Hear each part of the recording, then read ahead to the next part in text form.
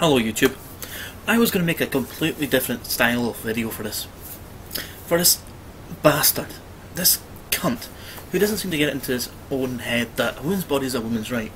So, I had to make a cup of tea to calm me down so I could sip it in between shots, in the hopes it would stop me from being so violent with rage that I would not bite my tongue off, or bite through my cheek.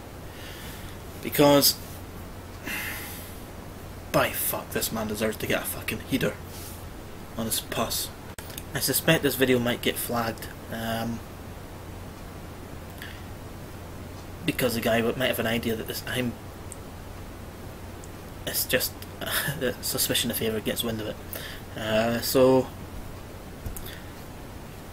get ready to download a mirror.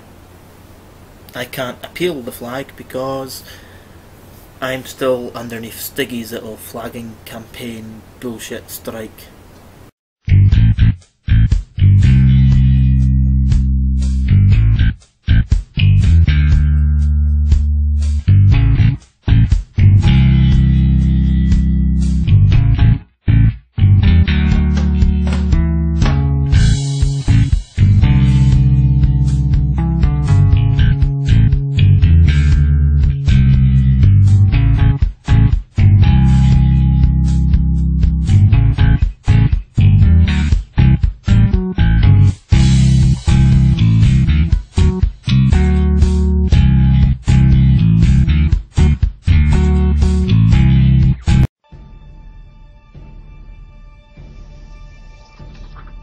My name is Mike, and this is the Hot Seat. On this morning's show, we have Georgetown law student and reproductive rights activist Sandra Fluke told sympathetic policymakers that the administration's so-called contraceptive mandate should stand because she and her peers are going broke from buying birth control because they're having so much sex. Alright, you smug bastard. Let me get started, shall we? You're a man. You don't have to worry about buying birth controls regularly. You just buy a condom when you're fucking ready for a shag, presuming you're not married. And you're picking up someone for a one-night stand. And you want to use a condom to control your for birth control or staving off an STD. A woman doesn't get that choice. Not all men will use a condom, and they'll do their best to convince a woman to let them not use a condom, and some women usually don't mind. They don't. You as a man, and me as a man, we don't have to worry about these things. Because, like I say, condoms cost a couple of quid, couple of dollars, out of the condom machine in a bathroom in a fucking pub. You punctualist little shit. You don't have to pay about from anything up to $50 to $100 a month for some pills. And you are not a student, and she is.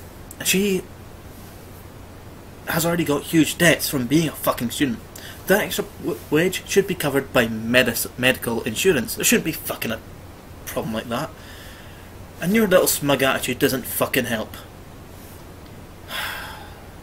Fuckers like you make me sick. And I'm sure that the parents of this floozy is just thrilled to pop on C-SPAN and see their daughter say, I spread my legs so much, I'm going broke, I can't afford birth control, I need the taxpayers to pay for it. So in other words, Miss Fluke, because you can't keep your legs closed, I have to pay so you don't squeeze out a kid while you earn your law degree. No, you daft cunt. That's not what it's about. Private insurance firms are not paid by you. It's not taxpayers' money that's getting used for this shit. It's fucking insurance companies that are paying for it. If you're a customer of an insurance company, then that insurance company must cover. And another thing, that's not what she said. Not at all. She never said she was spreading her legs wide open and thus cannot afford so much that she can't afford fucking birth control. What she did say was this, you bastard.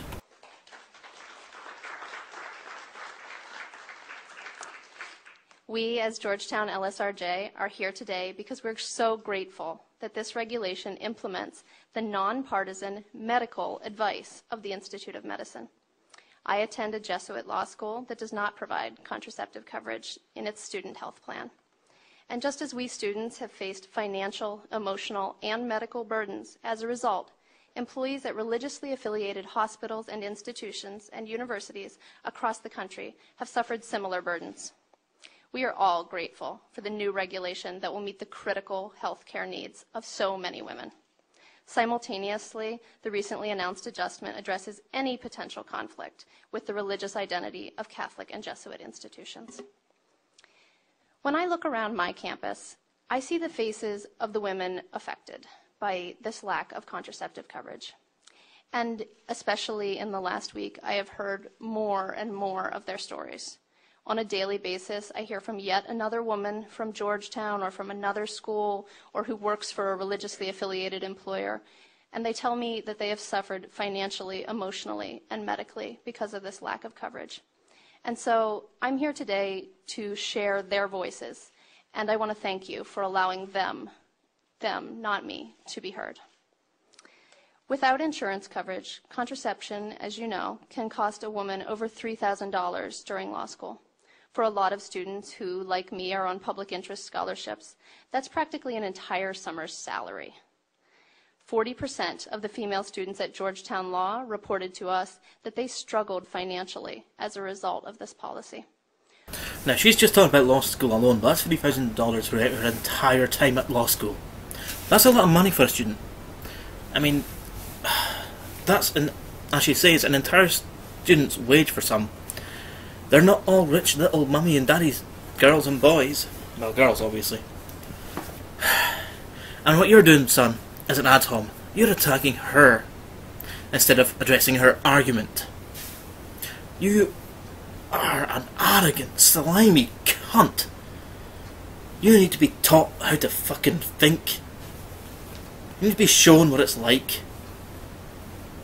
Because she didn't say that's she's running out of money spending it on contraception.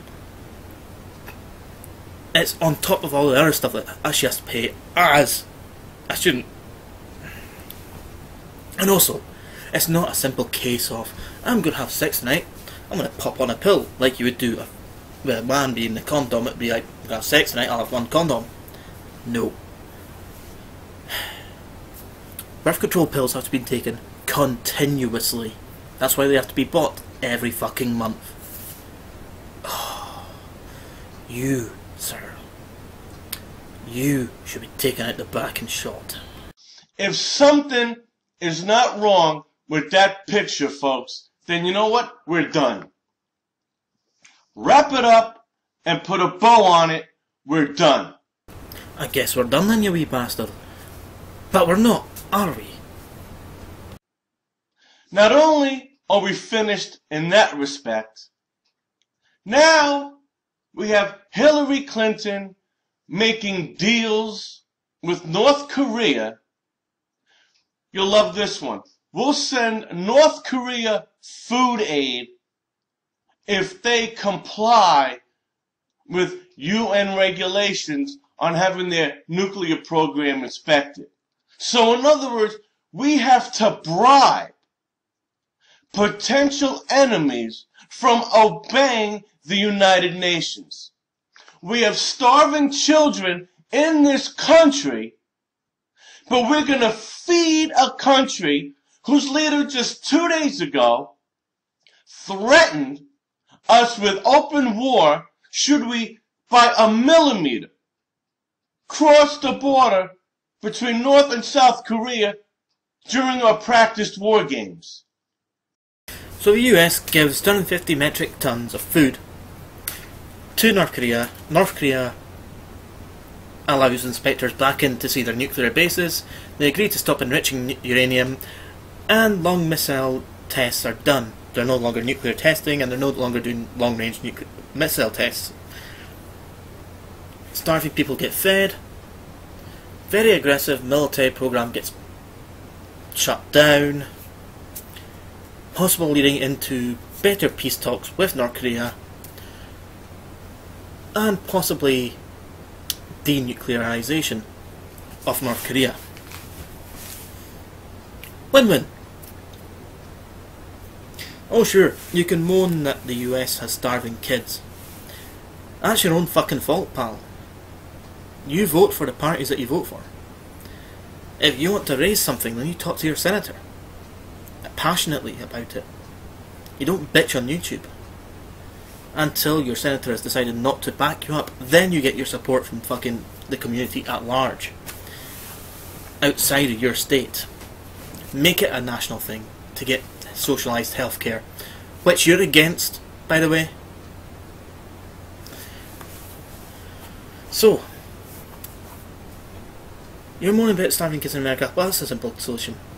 Cut your military budget down by half. You'll still have more money spent on military than the fucking rest of the world put together. But you'd have a huge chunk of money for your socialised healthcare, which, again, you don't seem to like.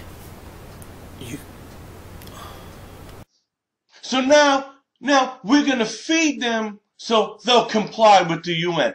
That's just wonderful. Yes, it fucking is. It's a win-win situation, pal. They're starving, get fed. They comply to the fucking UN regulations. And let's stop being a war. And less chance of a nuclear fucking war. Just wonderful. It gets worse. I get the feeling that's what's worse for this little cunt is better for all of us. The Secretary of Energy, Dr. Stephen Chu, stated that he will do nothing to drop oil prices since his agenda is to create energy alternatives, which in reality is a failed project. We've seen Solyndra go down, we've seen NR1 go down. It's not happening. Alternative energy not happening. Hydropower. Wind farms. Solar energy. Now, you've got several states that are deserts. They get a lot of sunlight. Do you not think a huge solar plant could supply some energy? Nuclear energy.